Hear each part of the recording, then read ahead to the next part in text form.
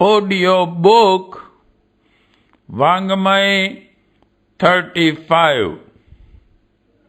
समस्त विश्व को भारत के अजस्त्र अनुदान।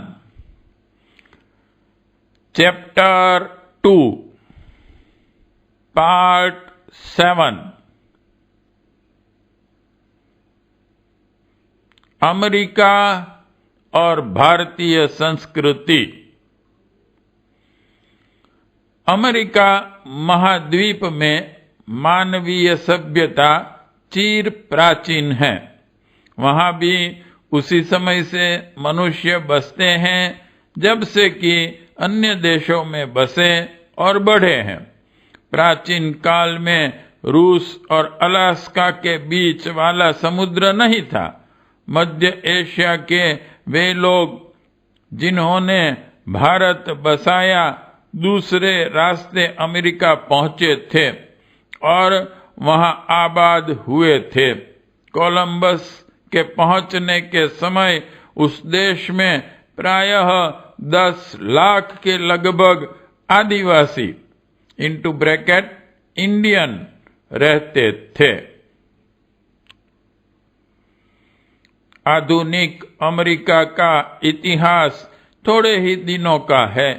यूरोप से भारत के लिए सीधा रास्ता तलाश करने के लिए निकला हुआ क्रिस्टोफर कोलंबस का जलयान 12 अक्टूबर 1492 को रास्ता भूलकर संयोगवश इस महाद्वीप के तट पर जा लगा, जिसे आजकल अमेरिका कहते हैं। कोलंबस ने सर्वप्रथम वहां स्पेन का झंडा गाड़ा। पीछे वहां की प्राकृतिक संपदा से लाभान्वित होने के लिए यूरोप के दूसरे देशों से भी लोग वहां पहुंचे और बसे। हॉलैंड, फ्रांस, इटली, इंग्लैंड, पुर्तगाल आदि के लोग ने वहां अपनी बस्तियां बसाई। जब यूरोपियन लोग अमेरिका महाद्वीप में पहुंचे तब वह भूखंड सर्वथा जनशून्य था। वहां बहुसंख्यक आदिवासी रहते थे, जिनके चेहरे भी भारतीयों से मिलते जुलते थे, और चूंकि कोलंबस भारत की तलाश में निकला था, इसलिए उतरते ही उसने यह समझा कि वह भारत आ पहुंचा। अस्तु वहां के निवासियों को उसने भारतीय (इंडियन) कहकर संबोधित किया। उनके शरीर अपेक्षाकृत अधिक लालिमा लिए हुए थे, इसलिए उस विशेषता के अनुरूप उन्हें रेड इंडियन कहा जाने लगा। गोरों ने जब उन्हें उजाड़ना शुरू किया और उनके अधिकृत क्षेत्र को हथियाया तो उन्होंने संघर्ष भी किया, किंतु पुराने हाथ से चलाए जाने वाले शस्त्रों और पुरानी युद्ध कला को बारूदी और अस्त्रों और चातुर्यपूर्ण युद्ध कौशल के मुकाबले में सफलता नहीं मिली। रेड इंडियनों का भारी विनाश हुआ। वे बहुत थोड़े रह गए। वंशनाश को बचाने के लिए पीछे गोरों को भी समझ आई और उन्हें सन 1887 में कानूनी रक्षण मिला। अब उनकी संख्या सारे अमेरिका में 5 लाख के करीब हैं। उनकी कुछ बस्तियां कैलिफोर्निया, अरिज़ोना, न्यू मैक्सिको आदि में बस गई हैं। इन रेड इंडियनों के 2 कबीले, होपी और हुजा, वनवासी होते हुए भी शाकाहारी हैं। भारतीयों की तरह वे अहिंसा पर विश्वास करते हैं। वनस्पति और अन्न पर गुजारा करते हैं। अपने को देवता की संतान मानते हैं। इनकी शांत और सरल प्रकृति देखते हुए उनकी धर्म प्रकृति में भारतीय आचार की अभी भी झांकी मिल सकती है। कहा जाता है कि यूरोपियनों के जाने से पूर्व अमेरिका वीरान पड़ा था। उन्होंने जाकर उसे बसाया और सुसंस्कृत बनाया, पर वस्तुतः बात ऐसी है नहीं। स्पेनिश सैनिक और अधिकारी जब मैक्सिको पहुंचे तो वहां भी उन्होंने ऐसे ही एंड्रीज सभ्यता के प्रमाण पाए। पुरातत्ववेताओं ने ग्वालेटा में माया सभ्यता के अवशेष पाए और युक्जांगटन नगरी में ऐसे अवशेष देखे जो वहां ईसा की प्रथम शताब्दी में एक समुन्नत सभ्यता का परिचय देते थे। यह खोजबीन जारी रही। उस देश में बिखरे हुए अनेक अवशेष खोजे गए तो स्पष्ट हुआ कि वहां ईसा से 1000 वर्ष पूर्व भी सुयोग्य और साधन संपन्न हुआ कि मनुष्यों की बस्तियां मौजूद थी। Colombia, Ecuador, Peru, Bolivia, Chile आदि में जो प्रमाण बिखरे पड़े हैं, उनसे पता चलता है कि वह देश सर्वथा सदा से वीरान नहीं रहा है। किसी समय उस देश की स्थिति सुविकसित देशों जैसी ही थी। वहां माया, कुजका, एंड्रीज सभ्यताओं के समुन्नत लोग निवास करते थे। शोध प्रयत्नों से स्पष्ट होता है कि माया सभ्यता के लोगों का गणित का अच्छा ज्ञान था। उनका अपना पंचांग था। उसमें 365 दिन होते थे। नक्षत्र विद्या वे जानते थे और ग्रहण कब पड़ेगा उसकी पूर्व जानकारी रखते थे।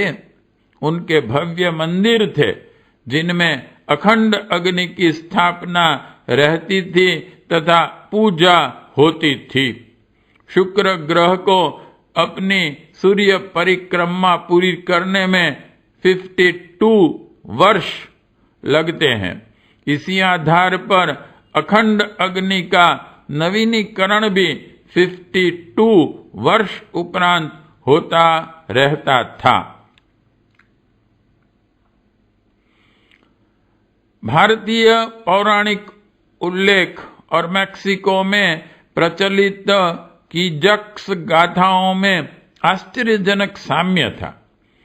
दोनों की तुलना करने पर लगता है कि बिना तथ्यपूर्ण आधारों के दंत कथाओं में इतना अधिक साम्य नहीं हो सकता। महाभारत के अनुसार माया नगरी पातालपुरी में थी। वहां की राजकुमारी उलूपी का विवाह अर्जुन के साथ हुआ था। विष्णु पुराण में पाताल लोक का और भी अधिक विस्तार पूर्वक वर्णन है और वह अमेरिका की प्राचीन स्थिति पर वैसा ही प्रकाश डालता है जैसा कि उस तत्व के ज्ञाता पुरातत्ववेता बताते हैं। मैक्सिको की दंत कथाएं ही नहीं, वहां के सरकारी इतिहास में भी ऐसा ही वर्णन है कि उनके पूर्वज पूर्व में आए थे। जेम्स चर्च मूर ने उन पूर्वजों को विशाल भूखंड के स्वामी, अत्यंत शक्तिशाली और जल यात्रा करने में निष्णात बताया है। वाल्मीकि रामायण में भी माया सभ्यता के अनुयायी भारतीयों की चर्चा लगभग इन्हीं शब्दों में की गई है। डॉक्टर मार्टिन का प्रतिपादन है कि पूर्व से सूर्यवंशी लोग पुरातन अमेरिका में आकर बसे थे। मैक्सिको की पुराण कथा है कि इस देश में एक लंबी दाढ़ी, ऊंचे कद, काले बाल और श्वेत वर्ण का महापुरुष किसी अज्ञात देश से आया। उसने इस देश की कृषि, शिल्प तथा शिक्षा का प्रशिक्षण दिया। इसका नाम क्वेटसालक्टली था। उसकी कृपा से मैक्सिको समुन्नत हुआ। कॉन्क्वेस्ट ऑफ मैक्सिको के लेखक ऑस्कार का अनुमान है कि यह महापुरुष भारत से आया था और उसका भारतीय नाम साल कंटंकट था। वाल्मीकि रामायण सर्ग 8 श्लोक 23-24 में वर्णन है कि देवताओं से पराजित होकर साल कटंकट वंश के असुर पाताल लोक चले गए थे। ये लोग मूलतः लंका के निवासी थे। अहि रावण आदि का पाताल में रहना और उनका लंका के साथ संपर्क सूत्र जुड़ा होना भी रामायण में लिखा है। इससे भी पाताल लोक अमेरिका में भारतीयों का आवागमन सिद्ध होता है। एक मंत्र का अर्थ है, देवराज विष्णु का सामना न कर सकने पर पराजित असुर लंका से पाताल लोक सपरिवार चले गए। साल कटंकट वंश के असुरों ने अपना निवास वहीं बनाया। मैक्सिको निवासियों की प्राचीन सभ्यता मय कहलाती है। उसके विभिन्न पक्षों का पर्यवेक्षण करने पर उसके साथ भारतीय सभ्यता का असाधारण साम्य दृष्टिगोचर होता है। लैली मिचल द्वारा लिखित कॉन्क्वेस्ट ऑफ द माया ग्रंथ में मैक्सिको में ऐसे अनेक प्रमाणों का संग्रह है जिनसे पुरातन भारत और मैक्सिको की सांस्कृतिक घनिष्ठता सहज सिद्ध होती है। मैक्सिको के प्राचीन मंदिर कोपन की दीवारों पर हाथी पर सवार महावत के भित्ति चित्र में भारतीय चित्रकला की अमिट छाप है। निकल में मुंडधारी शिव की प्रतिमा एक भव्य वेदी पर प्रतिष्ठित मिली है। अनंत, वासुकी और तक्षक सर्प देवताओं की प्रतिमाएं मंदिरों के स्तंभों पर खुदी मिली हैं। क्वीरिंग्वा में मिली मिट्टी की प्राचीन प्रतिमाओं में भारतीय शिल्प देखा जा सकता है। मंदिर में भित्ति चित्रों पर सोने का काम हुआ है। जिस काल में मंदिर है उस समय सोना केवल देवताओं के लिए ही भारत में प्रचलित हुआ था। अन्यत्र न तो वह उपलब्ध था और न उसका प्रयोग होता था। स्वर्ग खचित मैक्सिको के भित्ति चित्रों की कला उस देश के साथ भारत की घनिष्ठता का प्रमाण देती है।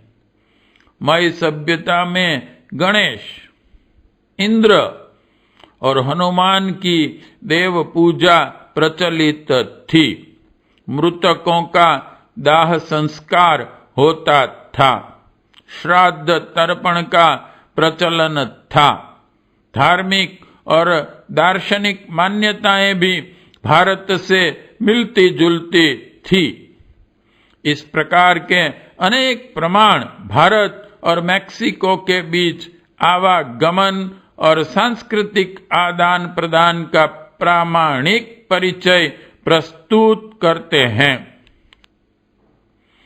मैक्सिको के सरकारी इतिहास ग्रंथ में उल्लेख है कि उस देश में माया सभ्यता पर प्रकाश डालने वाला किसी समय प्रचुर साहित्य उपलब्ध था, लेकिन उसे ईसाई बिशप डियागो ने होली की तरह जलवा दिया।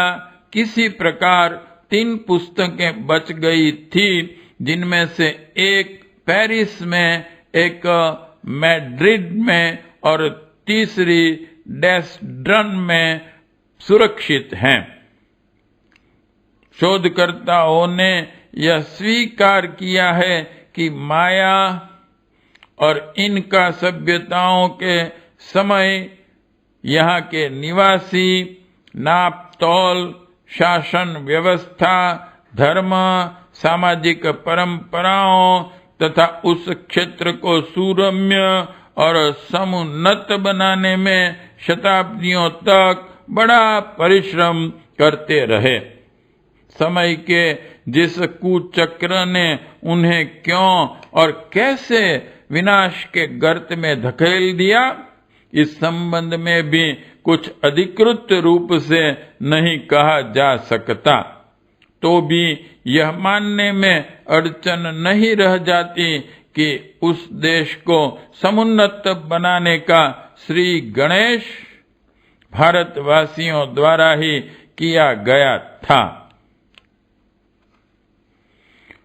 कुछ समय पूर्व अमेरिका की जॉन हॉपकिंस नामक पत्रिका में एक शोधपूर्ण लेख छपा था, जिसमें अनेक प्रमाण यह सिद्ध करने के लिए प्रस्तुत किए गए थे कि प्राचीन भारत और प्राचीन अमेरिका में घनिष्ठ संबंध था। व्यापारी और धर्मोपदेशक लंबी जल यात्राएं करके आते जाते थे। उपलब्ध खंडहरों में मंदिरों और देवी देवताओं की मूर्तियों के जो अवशेष उपलब्ध हुए हैं, वे बताते हैं कि उस समय अमेरिका एक प्रकार से भारतवर्ष का सांस्कृतिक उपनिवेश ही था। इंद्र, अग्नि, गणेश, शिव और सूर्य की मूर्तियां वैसी ही हैं जैसी भारत में पाई जाती हैं। मंदिरों और भवनों का निर्माण भारतीय वास्तुकला के अनुरूप ही हैं। राज मुकुट, आभूषण, पात्र, शस्त्र, औजार आदि का मिलान करने पर उनका साम्य तत्कालीन भारतीय प्रचलन के अतिरिक्त और किसी के साथ बैठता ही नहीं। उन दिनों मैक्सिको में राम सितवा त्योहार भारी उत्साह के साथ मनाया जाता था। भारत में रामलीला जैसा राम सीता के चरित्रों का उसमें प्रदर्शन होता था। एक खंडहर में नाग प्रतिमा ठीक उसी आकृति की है जैसी भारत के सांची नगर में विद्यमान है।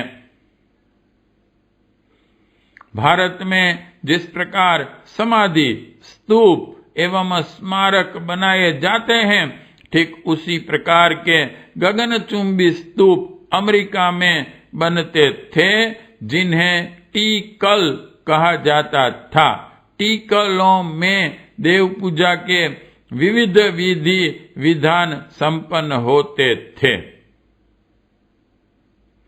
टोलो इंटू ब्रैकेट मैक्सिको में विशालकाय पाषाण स्तंभों पर भारतीय देवताओं की प्रतिमाएं बड़े कलात्मक ढंग से खुदी हुई हैं। कोयून इंटू ब्रैकेट हान्युरास दक्षिण अमेरिका में दैत्य की मूर्ति भी उसी आकृति में है जिस प्रकार असुरों का अपने यहाँ वर्णन पाया जाता है। कापुगीरो इंटू ब्रैकेट ग्वाटेमाला में उपलब्ध शिला प्रतिमाओं में स्पष्टतः भारतीय शिल्प छलकता देखा जा सकता है। जिस प्रकार अनेक खंभों वाले मंदिर भारत में जहां तहां दिख पड़ते हैं, उसी प्रकार युक्तास के ध्वंसावशेष 1000 कॉलम्स इंटू ब्रैकेट 1000 स्तंभ को देखा जा सकता है। बिना चूना गारे की सहायता से केवल पत्थरों से बने भवन भारत की विशिष्ट वास्तुकला के अंग हैं। ऐसा ही एक तक्षशिला जैसा ध्वंस्त खंडहर चाको इंटू ब्रैकेट अमेरिका में विद्यमान हैं। पत्थरों की कलात्मक खुदाई के वैसे ही नमूने अमेरिका के खंडहरों में भी मिले हैं, जैसे कि उत्तर भारत के प्राचीन राजमहलों अथवा देवालयों में दृष्टिगोचर होते हैं। इसी काल के शिलालेख भारत के साथ सांस्कृतिक संबंध होने की पुष्टि करते हैं। सालोमन का न्याय और महासाधना जातक की साहित्यिक पृष्ठभूमि में असाधारण साम्य है। विशालकाय जलयान बनाने का इतिहास भारत नेतृत्व में ही आरंभ होता था। सुदूर के भूखंडों तक समुद्र की दूरी को चीरते हुए पहुंच सकने की क्षमता उसी की थी। यही कारण है कि अमेरिका जैसे दूरवर्ती देश में भी भारतीयों का आवास प्रवास क्रम चल पड़ना संभव हो सका। अमेरिका प्राचीन काल में सर्वथा सुनसान अथवा अविज्ञात देश नहीं रहा है। 17वीं और 18वीं शताब्दी में गोरे लोग वहां जाकर बसे और उस महाद्वीप को फिर से आबाद किया। इससे पूर्व वहां मई सभ्यता के ऐसे अनेकानेक प्रमाण पाए गए हैं कि वहां सुविकसित और समुन्नत लोग निवास करते थे। 1800 फीट ऊंचा शिवलिंग, विशाल सूर्य मंदिर, विशाल भवन, वास्तु शिक्षा, लेखन वांचन उपकरण, कई तरह के औजार, प्रामाणिक काल गणना का पंचांग वहां मिले हैं और प्राचीन काल की मय सभ्यता का पता चला है। पुराणों के अनुसार मय सभ्यता का नामकरण मय दानव के नाम पर हुआ, जो देवों से युद्ध में हारकर पाताल लोक चला गया था। पृथ्वी का गोलार्ध देखने से स्पष्ट हो जाता है कि अमेरिका भारत के ठीक पीछे या नीचे है। पाताल अर्थात नीचे का लोक, इसे नाग लोक भी कहते हैं। इस क्षेत्र के निवासी नागवंशी थे, इसी से इसका नाम नागलोक पड़ा। दुर्गा सप्तशती में कितने ही राक्षसों के पाताल चले जाने का वर्णन है। भगवती दुर्गा ने उन्हें परामर्श दिया, यूयं प्रयात पातालम यदि जीवितुमिच्छथः, अर्थात यदि तुम जीवित रहना चाहते हो तो पाताल चले जाओ। वे लोग बड़ी संख्या में पाताल चले गए और वहां बस गए। अपने समुन्नत ज्ञान एवं पराक्रम से उनने उस भूमि क्षेत्र को समृद्ध बनाया। लाखों वर्षों में पृथ्वी का मानचित्र बहुत बदलता रहा है। आज जहां समुद्र है वहां कभी थल था। इस समय जो भूभाग दिखाई पड़ते हैं वे कभी अथाह जल राशि के गर्त में डूबे हुए थे। भूगर्भ में होने वाली उथल पुथल, हिम प्रलय, वृष्टि, असंतुलन, पृथ्वी की धुरी में हेर फेर, ध्रुव प्रदेशों में परिवर्तन जैसे कारणों ने थल को जल में और जल को थल में परिणत किया है। इसलिए भूखंड कटते और जुड़ते रहे हैं। आज के कितने ही क्षेत्र जो समुद्र पार हैं वे प्राचीन काल में एक ही थल भाग के अंतर्गत थे और बिना जलयानों के ही वहां जाना संभव था। इसके अतिरिक्त नौकानयन की कला भी अति प्राचीन काल से ही मनुष्यों द्वारा प्रयुक्त होती आई है। उस समय के दुस्साहसी लोग लंबी समुद्र यात्राएं करने में अपने पुरुषार्थ का परिचय देते रहे हैं। इसलिए इस संदेह के लिए गुंजाइश नहीं रह जाती कि जो देश आज समुद्र पार है वहां भारतीय सभ्यता किस प्रकार पहुंच पाई होगी। वस्तुतः वैसी कठिनाई थी नहीं और सुदूर देशों का यातायात उन दिनों के साधनों से भी भली प्रकार संपन्न हो जाता था। अब से 200 वर्ष पूर्व तुर्की नौसेना के अध्यक्ष पीरी का बहुत सा सामान तोपकापी के राजभवन में मिला था। उसमें एक अति प्राचीन काल में भू सर्वेक्षण का एक नक्शा भी मिला। यह मुद्दतों बर्लिन के शाही अजायब घर में रखा रहा। उस पर संसार भर के भूविज्ञान वेता खोज करते रहे।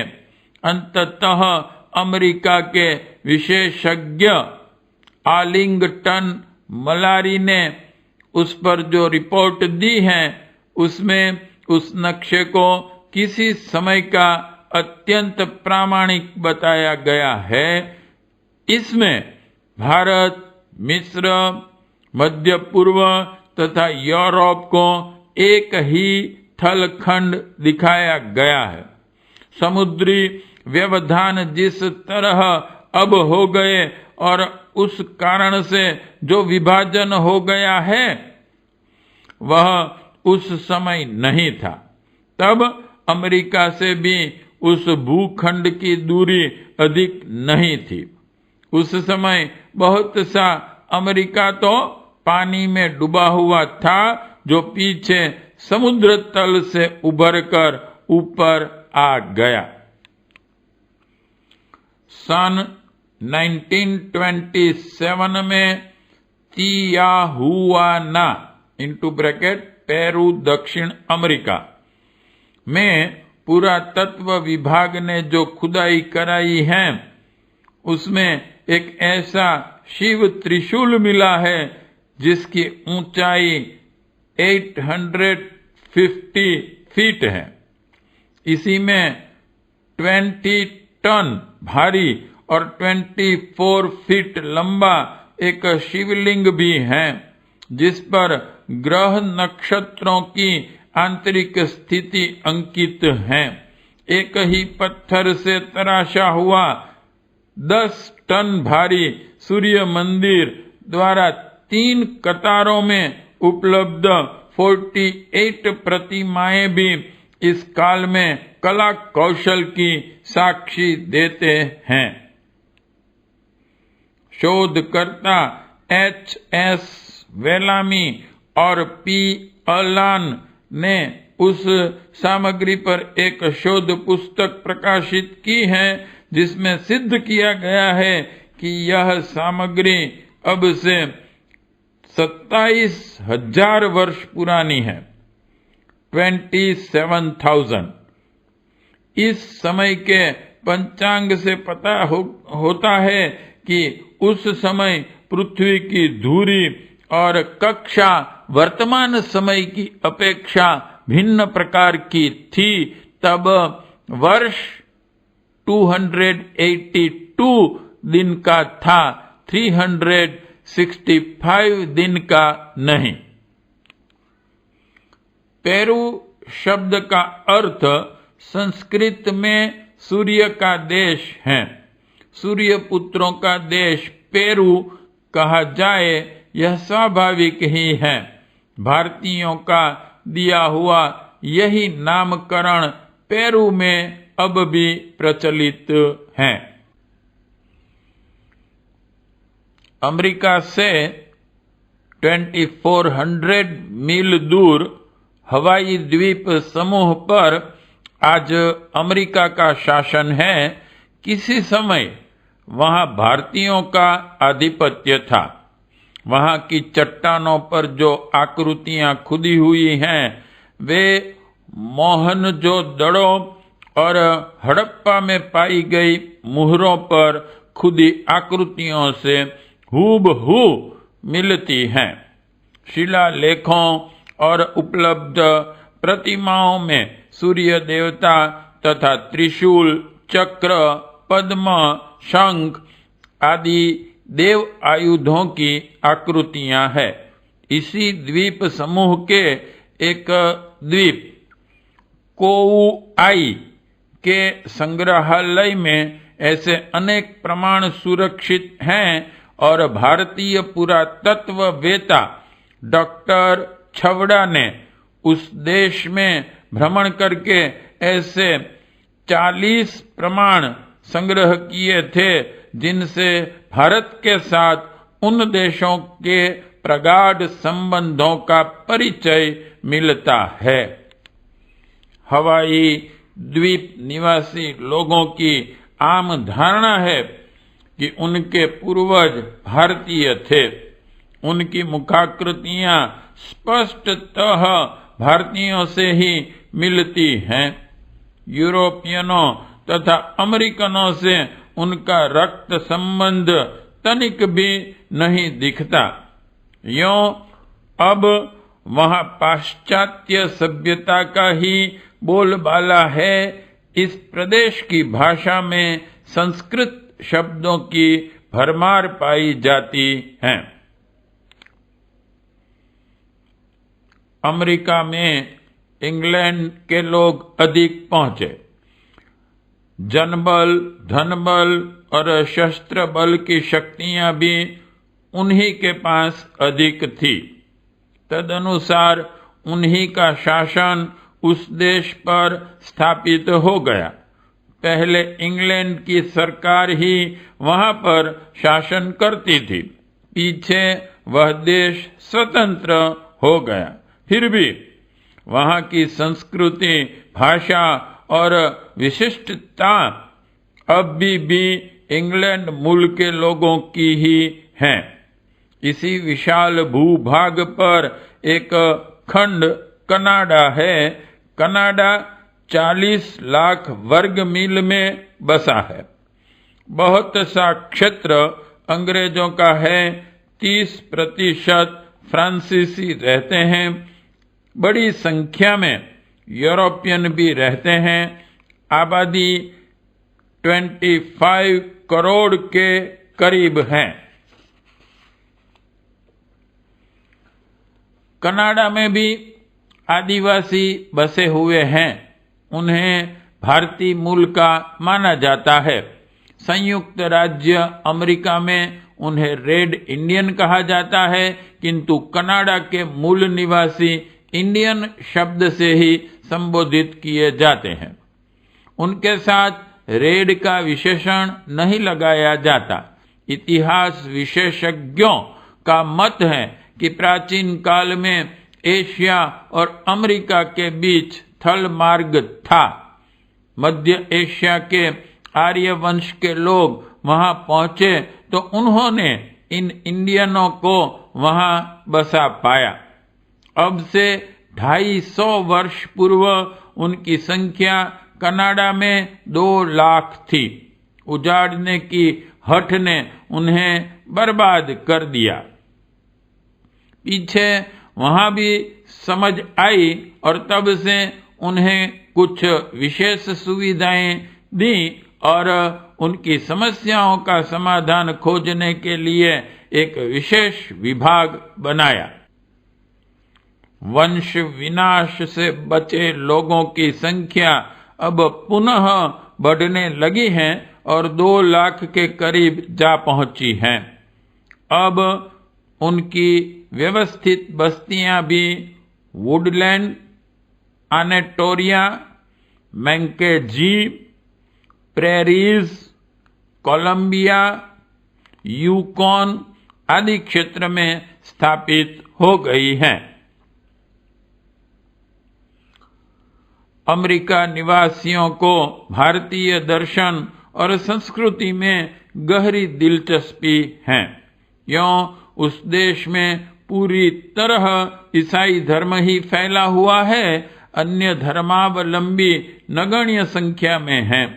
फिर भी वहां के विज्ञ वर्ग का विश्वास है कि भारतीय और मानवता एक ही तथ्य के 2 नाम हैं। भारतीय संस्कृति कभी विश्व संस्कृति रही है और भविष्य में यदि समस्त विश्व में सांस्कृतिक एकता स्थापित करने की आवश्यकता पड़े तो उस प्रयोजन की पूर्ति में भारतीय तत्व दर्शन की ही प्रमुख भूमिका रहेगी। उसमें वे सभी बीज मौजूद हैं जिनके आधार पर मानवीय एकता और महानता का परिपोषण हो सके। भूतकाल में विश्व को अनुपम अनुदान देने वाली और मानवीय उत्कर्ष में असाधारण योगदान देने वाली भारतीय संस्कृति को अमेरिका में बहुत श्रद्धा और गंभीरता से समझने का प्रयत्न किया जाता है ताकि प्रगति और शांति के लिए भविष्य में भी उन तथ्यों का उपयोग किया जा सके। अमेरिका के तत्वदर्शी विल ड्यूरेस ने भारत भूमि को अनेक दृष्टिकोणों से अमेरिका की भी माता माना है। वे कहते हैं, भारत भूमि में उत्पन्न बौद्ध धर्म ईसाई धर्म की नींव रखी उनकी संस्कृति ने हमारी ईसाईयत को जन्म दिया। वहां की प्राचीन गणतंत्र प्रणाली ने अर्वाचीन प्रजातंत्र को जन्म दिया है। दर्शन और संस्कृति की दृष्टि से वह समस्त मानव जाति को बहुमूल्य प्रेरणाएं प्रदान करती रही है। भारत भूमि उस देशवासियों की ही नहीं, अमेरिकनों की भी माता है। अमेरिका के प्रख्यात दार्शनिक एमरसन और थोरो पर भारतीय विचारधारा का गहरा प्रभाव पड़ा है और उनने जो कुछ लिखा है उससे भारतीय चिंतन का आभार पग पग पर परिलक्षित होता है। इमर्सन के काव्य ब्रह्म को गीता और उपनिषदों का सार ही कहना चाहिए। उनका द ओवरसॉल निबंध भारतीय चिंतन का प्रामाणिक परिचय माना जाता है। अमेरिकी कवि हीवर्ट मैन की एक कविता लीव्स ऑफ ग्रास को वेदांत का भावानुवाद कहा गया है। उस देश के मान्य लेखक मार्क ट्वेन सन 1895 में भारत भ्रमण के लिए आए थे। लौटने पर उन्होंने अपना भ्रमण वृत्तांत फ्लाइंग द इक्वेयर नामक पुस्तक के रूप में छपाया है। इसमें उन्होंने भारतीय दर्शन और आध्यात्मिक चिंतन की गरिमा पर गहरा प्रकाश डाला है। अमेरिका के अर्वाचीन लेखक और कवि टी.एस. इलियट की रचनाओं और कविताओं में उपनिषदों के संदर्भ भरे पड़े रहते हैं। कैलिफोर्निया में क्रिस्तकर ईशर वुड ने गीता के समस्त श्लोकों का अंग्रेजी पद्य में अनुवाद किया है। इतना ही नहीं, वे भारतीय योग पद्धति से साधारण जीवन भी बिताते रहे हैं। अंग्रेजी का एक लोकप्रिय उपन्यास रेजर्स एज है। कठोपनिषद के क्षुरस्य धारा निश्चिता दुरस्त्यया श्लोक के प्रथम शब्द क्षुरस्य धारा पर इसका नामकरण किया गया है। क्षुरस्य का अर्थ है रेजर, स्पष्ट है। यह उपन्यास अमेरिका में इतना लोकप्रिय हुआ कि इसकी 30 लाख प्रतियां हाथों हाथ बिक गई। इसी परंपरा में हरमन मैलाविन और एमोस ब्रॉनसन आलकॉट के नाम आते हैं, जिन्होंने भारतीय दर्शन को गहराई तक समझने में अपने जीवन का अधिकांश भाग समर्पित कर दिया और जो पाया उसे बड़ी सुंदरता के साथ जनसाधारण तक पहुंचाने का प्रयत्न किया। महाकवि वाल्ट व्हिटमैन की दी कॉटिलस पढ़ने से वे अमेरिकी नहीं वरन भक्ति भावनाओं से ओतप्रोत कोई संत प्रतीत होते थे।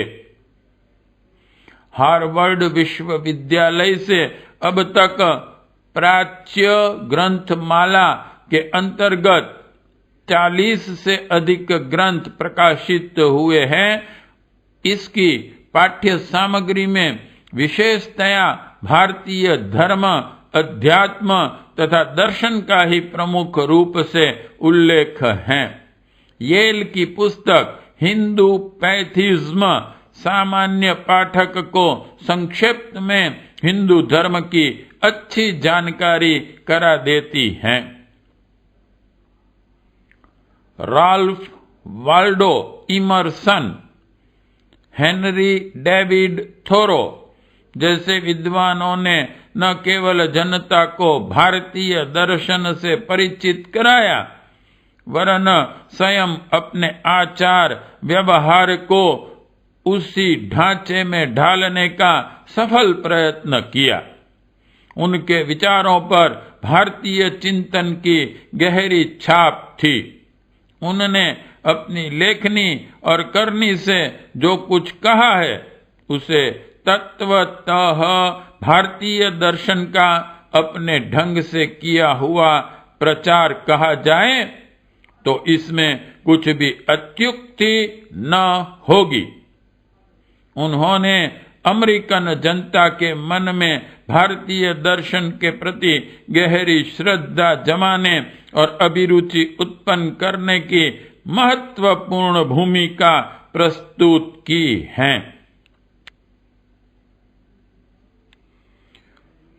अमेरिका के संस्कृतज्ञ उद्भट विद्वान मॉरिस ब्लूमफील्ड एवं वाल्टीमोर ने वेद चेतना पर एक शोधपूर्ण ग्रंथ लिखा है जो हार्वर्ड ओरिएंटल सीरीज के अंतर्गत छपा है।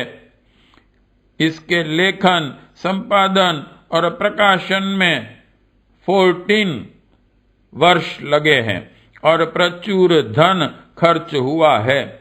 इस ग्रंथ में वेदों के महत्वपूर्ण और जटिल प्रमाणों का सरलता एवं प्रामाणिकता के साथ प्रस्तुतिकरण किया गया है। यों इस विषय पर इससे पूर्व वान थियोडोरबर्ग, जॉर्ज वुडलर आदि विद्वान कलम उठाते रहे हैं, पर वैदिक कॉन्कॉर्डेंस ने बिखरी जानकारियों को एक सूत्र में पिरो देने और जनसाधारण को वेदों की पृष्ठभूमि बता देने में अनोखी सफलता प्राप्त की है।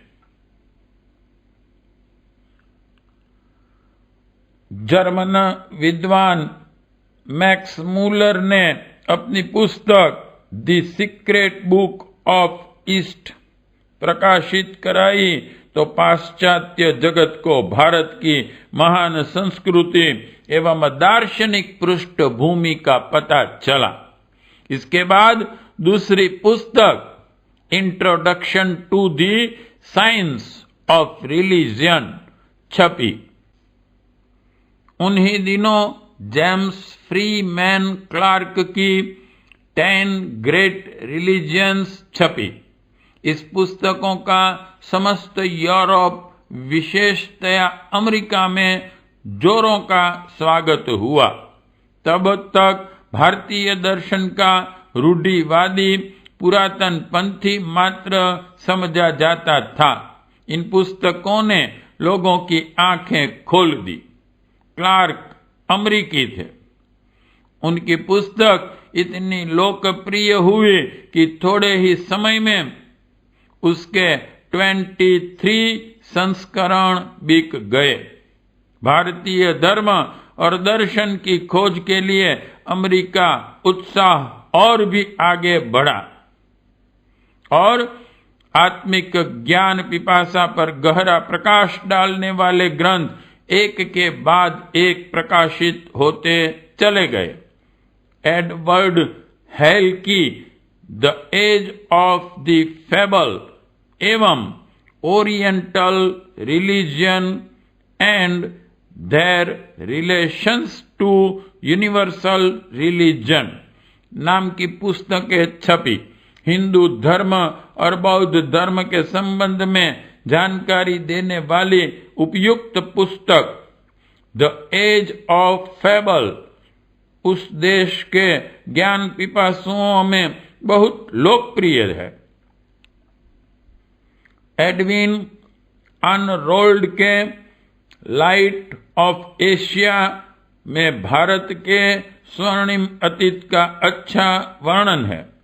इस संदर्भ में अधिक अध्ययन अन्वेषण करने के लिए अमेरिकन ओरिएंटल सोसाइटी एवं यूनिटेरियल सोसाइटी ने महत्वपूर्ण कार्य किया है। उनके प्रयास से उस देश के प्रबुद्ध वर्ग ने भारतीय दर्शन की गरिमा अधिक अच्छी तरह जानने और उससे प्रकाश ग्रहण करने का अवसर प्राप्त किया है। इस प्रयास में संलग्न विद्वान अल्ब्रिज सेल्सबरी, विलियम हविटनी, L2 येल का नाम विशेष रूप से स्मरणीय है।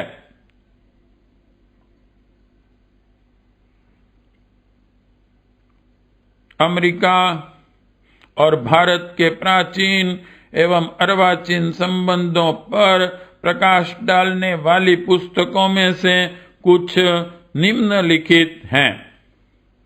1. चमनलाल कृत हिंदू अमेरिका। 2. चेस्ली बैटी कृत America before Columbus. 3. Professor Humberto कृत 10,000 years old civilizations in America। 4. Swanton कृत Indian tribes of North America। 5. Composite Truth, The Heritage of America. 6.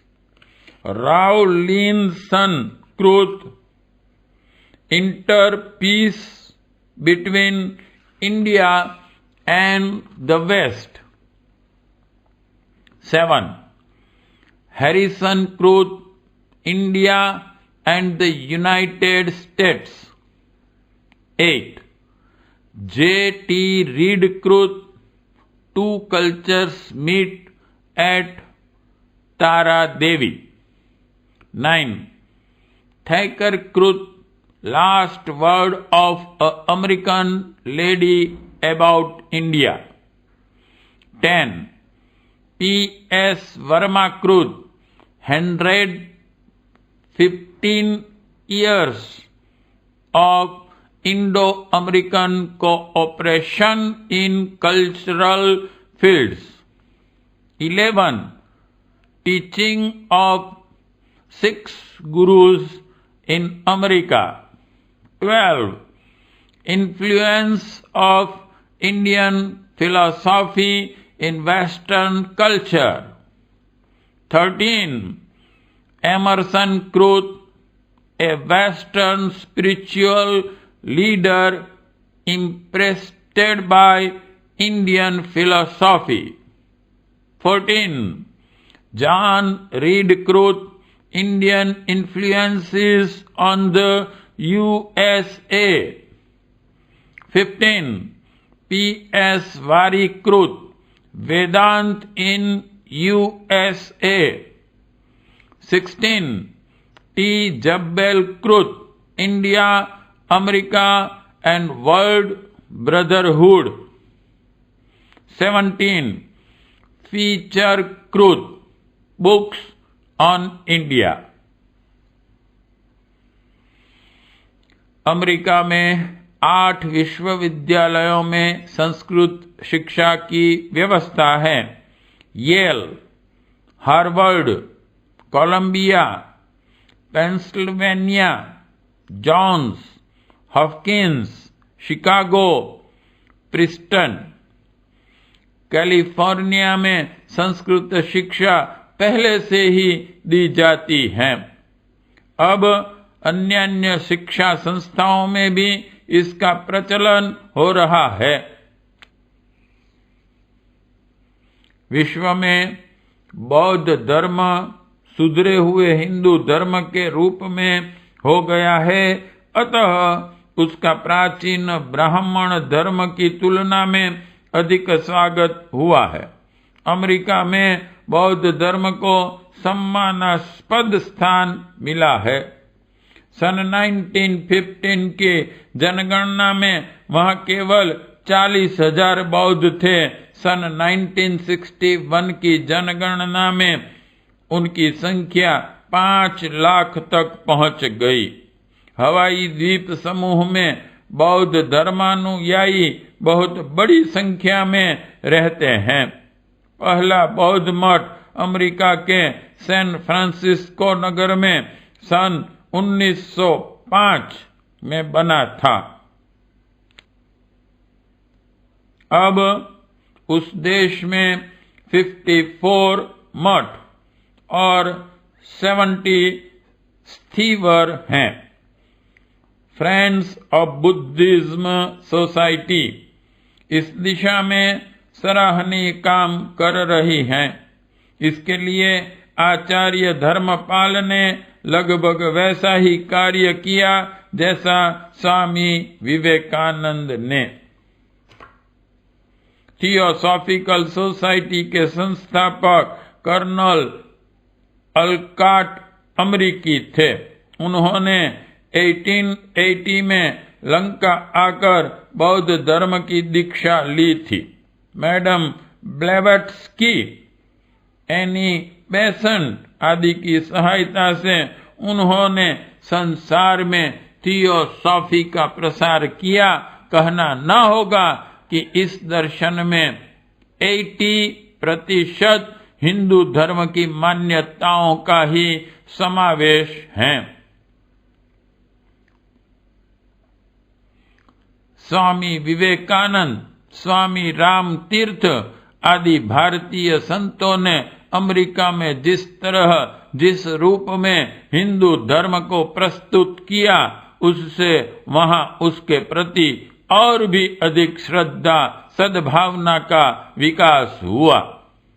America के आध्यात्मिक नेताओं ने शिकागो नगर में विश्व धर्म सम्मेलन का आयोजन किया, जो सन 1893 में मई में अक्टूबर तक चला।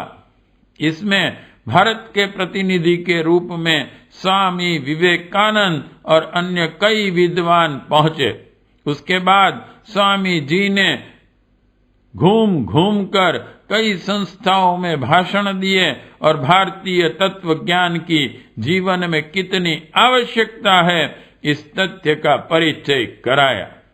तत्कालीन पत्रों ने स्वामी जी के विचारों का भरसक प्रसार किया और उनके प्रतिपादन को एक स्वर से सराहा। स्वामी विवेकानंद द्वारा स्थापित वेदांत आंदोलन का आरंभ न्यूयॉर्क से हुआ था। अब तक वह बहुत व्यापक बन चुका है। उसका संचालन 10 समर्थ केंद्रों द्वारा होता है। ये केंद्र Boston, Providence, San Francisco, Portland, Chicago, Saint Louis, Los Angeles, Seattle में स्थापित हैं। इनमें सेंट एंटोन धैरी का आश्रम सबसे पुराना है। कैलिफोर्निया में 2 वेदांत आश्रम हैं, एक आल्मा आश्रम, दूसरा लेक्टाही। पोर्टलैंड आश्रम 120 एकड़ में है। न्यूयॉर्क में रामकृष्ण विवेकानंद केंद्र ने एक नया आश्रम 1000 पार्क विवेकानंद कुटीर के नाम से खोला है। इन केंद्रों में कितने ही हिंदू मिशनरी रहते हैं और प्रचार कार्य करते हैं।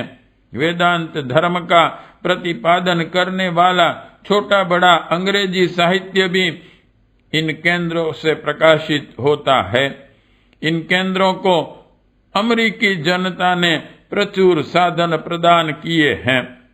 प्रभावित, संबंधित और सहयोगी लोगों में उच्च कोटि के बुद्धिजीवी, कलाकार एवं प्रभावशाली लोगों की बहुत बड़ी संख्या है।